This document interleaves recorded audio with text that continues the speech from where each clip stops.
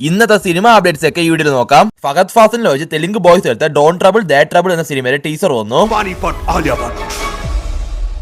എന്താ ചെയ്തേ സൂരി?